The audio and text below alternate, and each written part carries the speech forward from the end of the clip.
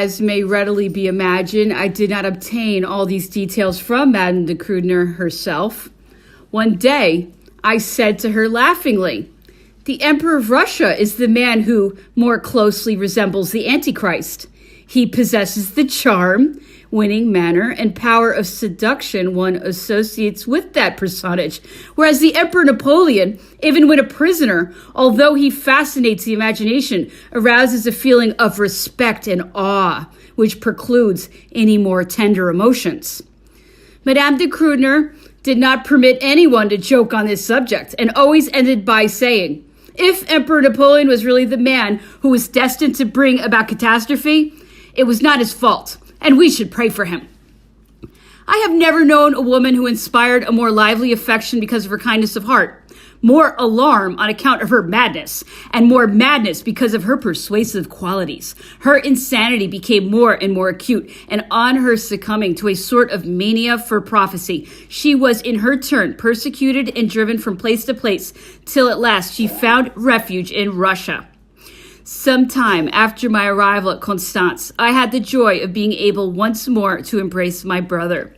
He had left his family at Munich and came to pay me a visit.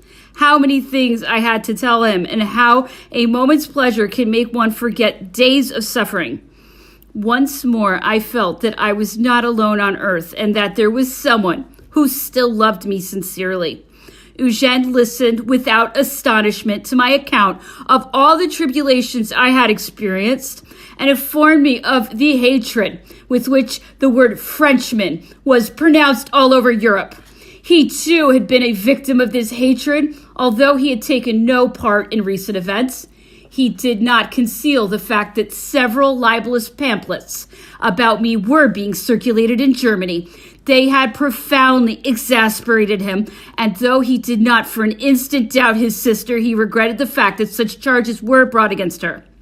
He, at least, had come unsoiled through the struggle and won the reward his conduct had deserved.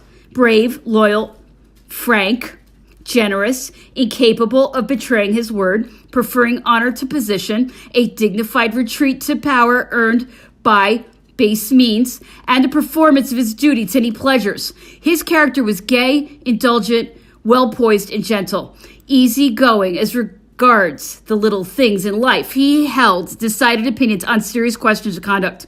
His mind was solid rather than brilliant, his feelings deep rather than expressive. He possessed a judgment that was both clear and farsighted. Having been accustomed to serve a man who was jealous of his own power, my brother had acquired the habit of more or less effacing himself, keeping in the background where he escaped notice. But in society, the only talents that are appreciated are those which glitter. In short, I had just bidden farewell to a great man, and now found myself in the company of a good one.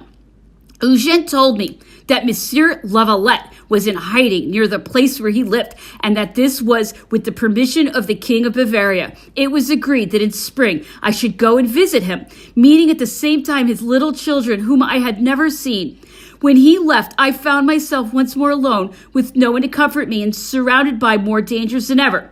At that time, my brother's visit to his sister did not seem natural and aroused all sorts of conjectures. Never did men display greater cowardice and behave more despicably than during this period. One day, I received a letter from Monsieur de Metternich containing an Austrian passport. He invited me on behalf of the Emperor of Austria to come and live in that country, where I should be treated with all the respect due my rank. Doubtless the emperor was the sovereign to whom it was most logical that I should look for assistance. My children were cousins of his grandson, but did he still remember this fact? Had he not given me sufficient reason to distrust him? I decided to decline for the time being, and added that both at Constance and in his own territory, I hoped always to be able to count on him for protection. I admit that I preferred freedom, even though it involved danger, to the protection offered by a prison. Then, too, I found much that was attractive in my solitary retreat. The scenery was magnificent. Not far away from the town itself was a little wood called Lorette, where I walked every morning. The lofty snow-covered mountains reflecting the lake gave a grand and imposing beauty to the scene. While close at hand the leaves were beginning to bud, the early violets made their appearance, and nature every day became more lovely. My chief concern was to watch the progress of spring, just as my only joy was to gather the flowers it brings with it. The more one has suffered from human beings, the more one enjoys nature. Only nature calms and rests the mind and can efface the most painful impressions of all the attributes of luxury and wealth that I had formerly possessed. What I missed the most was the bouquet of roses and Parma violets, which was brought me every morning from St. Leu. I dreamed of owning this little wood of Lorette, of building a little house there, and of gathering about me a few faithful friends. I had made all my plans, and like the milkmaid in La Fontaine's fable, I already saw before me a simple but attractive cottage. I smelled in anticipation the perfume of the violets and roses, which I should certainly have planted there, and I let myself be carried away by these projects as one does by plans which both the mind and heart can approve of without reserve. Soon, however, I learned that orders had been given that I was not to be allowed to acquire any property in the Grand Duchy of Baden. Thus, my troubles were to include the smallest as well as the greatest joys life has to offer. Although up to that time, not one of my actions would have justified the Allied sovereigns in thinking that I had anything to do with politics, an incident now occurred which, had they heard of it, might have given them a certain excuse for their alarms. And yet only fanatics would consider it a crime to save the life of a man condemned to death for a political offense. My banker forwarded me a letter from a colonel confined in the prison of Lyon. It informed me that General Mouton du Vernet, who had been condemned to death, could be saved if a sum of 100,000 francs, which the jailer demanded as a bribe, could be collected. Only 20,000 francs were needed to complete this amount. Time was precious. The general was about to be transferred to another prison, and then all hope would be lost. The prisoner's friends felt they might turn to us in this extremity, and they therefore besought my brother and myself to contribute to the release of this brave officer as rapidly as possible. I sent a letter about the matter to my brother, but it would have taken time for an answer to reach me. The slightest delay might have proved fatal to the general. I had no money. Consequently, I decided to send a diamond valued at 20,000 francs. I concealed the fact from all those about me as though I were doing wrong. The smallest gift to charity aroused their alarm, for it was said everywhere that I spent money to provoke popular uprisings. What would people have thought had they heard about this diamond? Nevertheless, nothing stopped me. A man's life was at stake. I received 2 replies. One from my brother, who consented to help the prisoner, the other from the colonel, who acknowledged receipt of the diamond, and at the same time related the tragic scenes that were taking place in the south of France and the incidents at Grenoble, and expressed the hope of some change in the political situation. Nevertheless, General Mouton du Vernet was tried, condemned, and shot. I wrote the banker to inform his client that in future I would receive no more letters from a country where my help could not avert misfortune. The banker came to see me. My letter had made him realize what was going on. We had both been duped by a scheming rascal to whom he had loaned money. By reading to him this sort of political report which was being forwarded to me, the banker had been made to believe that, thanks to my influence, a revolution was about to break out, and he had advanced funds without taking any further precautions. In order to prevent a scandal, which would have compromised me, I was obliged to repay part of his losses. Sacrifices of this kind meant little to me. I have never known the value of money. I could not bear the idea of owing anyone a penny. Everything that was mine was to be had for the asking. I have never once refused a request for money. How could I humiliate a person who was in so much distress as to be obliged to ask for help? In 1814, almost overnight, my fortune was reduced by the treaties from an income of 2 million francs to 400,000. I was at first surprised. How was I to manage, since in my budget this amount of 400,000 francs was completely covered by one item, my charities? But caring for luxury as little as I did, it was easy enough to adjust my expenses, and my arrangements were made rapidly. Now I found myself in a very different position. No more income, no more resources of any kind except my diamonds and my picture gallery, which I should have sold off immediately in order to constitute a capital. But I felt no need of money. I imagined one could live without it. Consequently, the results of the first few sales of my pictures were devoted to assuring the future of those who accompanied me into exile. If I enjoyed the thought that they remained with me through a spirit of devotion, I was also pleased to make them so independent that I need have no doubt of that devotion. I was so impatient to see them happy that I sent for their children, their entire families, to join us. I doubtless acted too quickly, more so than if I had stopped to think. But then, as always, I obeyed the promptings of my desire to make others happy, a desire which was constantly being frustrated, no matter how submissive may be the attitude of those who share the misfortune of others. They never can be as patient as we are on whom those misfortunes fall directly. They feel that their lot is the more painful of the two and imagine that they are the persons really afflicted by loss of wealth and a change from their usual comfort. They are more inconsolable than we are. This is natural enough.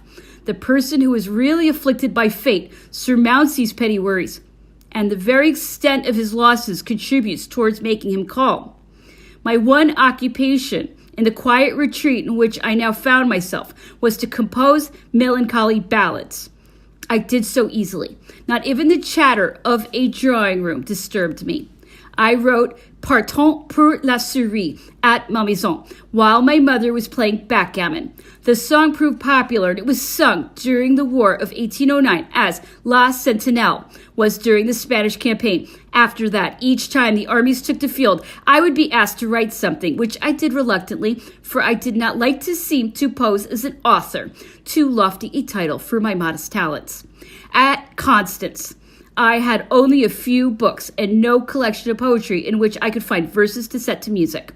I had in the past written some verses for my brother, and I tried to write some poems, but the difficulty of finding rhymes, the restraint imposed on me by the verse form tired me, and after having scribbled some very poor doggerel, I remained faithful to music. I often received letters from Monsieur de Flatteau. He had been well received in England, and he was most anxious to arrange to come and live near me. The idea of seeing him amid the scenes which surrounded me gave them an added charm. A beautiful place, a beloved person. I have never understood how anyone could desire more. That had always been my sole ambition. France had forever banished my family from her soil. The death sentence had been passed against any of us who dared set foot within her boundaries. This decree had wounded me deeply. Even my son, in spite of his extreme youth, had exclaimed with tears running down his cheeks. Do they really mean it, Mama? Aren't we ever going to live in France anymore? I could not utter the fatal no without deep emotion. But once the instant had passed, I tried to find elements of consolation, even in my children's unhappy fate. I said to myself that it was best for them to be brought up far from the flattery of courtiers, amid humble surroundings. There, closer to the sufferings of the poor, they could learn to sympathize with those in distress. This proved the case. For instance, my younger son appeared one day without his shoes. He had just given them to a poor little boy who did not have any, and his tutor, who was a few steps away, had not had time to see him do it. Had he been surrounded by a royal bodyguard, I should not have had the opportunity of rejoicing over this sign of generosity. Hence, I ought not to regret their present position as long as they were young. But later, when they had reached the age of serving their country, would it be possible for them to do so? Was this not a vain dream of mine? The future seemed too gloomy. I dared not think of it. It would have annihilated the courage with which I faced my present lot and which enabled me to be almost contented with it. Once I happened to read in a newspaper that the Duchesse d'Angoulême had gone to see my protégés at Saint-Denis. That institution had been founded under my auspices. It had been placed under my special protection. All those young hearts had loved me. I felt that they were being taken from me. The incident caused me one of the most painful pangs of regret I experienced in the face of so many vanished glories. I left Constance in the month of June to see my brother, who was living just then at a little country place on the lake of Starrenburg in Bavaria. His handsome, well-brought-up children, his wife, so happy in their midst, formed a perfect picture of that domestic felicity which I had so ardently desired but never attained. Monsieur Lavalette, under an assumed name, was in hiding on another little estate about 2 miles from there. My joy at seeing him once more was equal to my emotion at hearing him describe his adventures, which had ended so miraculously. Alas, his wife, to whom he owed his life, broken by so many varied emotions, grief-stricken at the death of a son to whom she had just given birth, imprisoned in a narrow cell, constantly the prey of alarm regarding her husband's safety, had not been able to resist so much suffering. Her mind had failed her. When at last a tardy justice had given her her freedom, restored her to the world's admiring enthusiasm and to the gratitude of a loving husband, her disordered brain prevented her from enjoying the happiness she so richly deserved. The Queen of Bavaria came to Starrenburg to visit my sister-in-law. In spite of the prejudice that so many slanderous stories might have aroused in regard to me personally, and the general prejudice she was said to have against the French, I had no reason to find fault with her attitude toward me. She was the first to speak of the cordial welcome I had given her in Paris, and I must say that at this time few persons were prepared to remember or refer to the past. I returned to my retreat, from where I went to Gay, a village situated on the top of the Appenzell, in order to follow a treatment of goat's milk which had been prescribed for me. There I met a Landman, formerly a notorious enemy of the Emperor, and one of the members of the Diet who had most vigorously opposed my stay in Switzerland. He admitted this to me, as well as the fact that seeing me had dissipated the fears he had felt regarding me. As his canton was the only one which refused to furnish recruits for the French army, Ambassador Auguste de Talleyrand made violent protest to the Landman. Talleyrand attributed this refusal to my influence. He said the flattering way in which the Landman spoke of me proved this. From that moment on, I found an ardent partisan in the man to whom this unjust act revealed the violence of feeling that existed against me. When one recognizes that he is mistaken in one thing, he is easily inclined to believe that his entire judgment was wrong. When a hostile criticism has led us to be mistaken in our opinion of someone, we feel the need of making amends and become the more favorably disposed toward them in proportion to the degree in which we were previously hostile. It is in this way that I am indebted to the general hostility against me for several dear friends. As for my Landman, he realized the error into which he had fallen so thoroughly that, in spite of being well over 50, he offered me his hand and his fortune. He even undertook to secure a divorce for me, and on my refusing as tactfully as possible, he offered me his canton and even his own house as a refuge against my persecutors, adding that only time should ever make me leave it. Since then, he has come to understand the unsuitableness of his proposal, but has not ceased to be devoted to me. I began to think that I was to be left unmolested in my retreat, and was happy in the thought that Monsieur de Flahault would come shortly and share it with me. While not expecting his immediate arrival, I unconsciously turned my steps in the direction from which he would arrive. And if I saw a man in the distance, the sight of him would make my heart beat faster. Yet frequently, this desire for his coming was checked by all the arguments my mind presented against it. What would the world say to our reunion? Would it not have the right to criticize me harshly? And what happiness can I offer a man who thus takes it on himself to share my misfortune? He enjoys society and is popular. If he follows me now, he must abandon it and be prepared to devote himself to the company of a person who is a social outcast. Only the very deepest affection can replace everything else the world has to offer. Perhaps it is a lofty rather than a tender sentiment which prompts him to return to me. I will not accept this sacrifice. He knows how dear he is to me, but if he can do without me, then I must bear it. In order to do so in advance, I conjured up all the difficulties such a union would create and alternately exaggerated and diminished them. In the midst of all these hesitations, I received a letter from my husband. Since leaving France, I had had by letter business discussions that proved he still intended to remain my master. This letter, on the contrary, declared he wished us to separate and have our marriage dissolved. He asked me to give him his freedom and begged me to join him in requesting the Pope for it, and to declare that our marriage had taken place under compulsion. He added that I probably remembered that when he married me, he was really in love with my cousin, Madame Lavalette. The attention she had recently attracted was probably what had reminded my husband of her. I leave my readers to imagine into what new state or perplexity such a proposal plunged me, coming as it did at this time when my mind was already full of sentimental thoughts.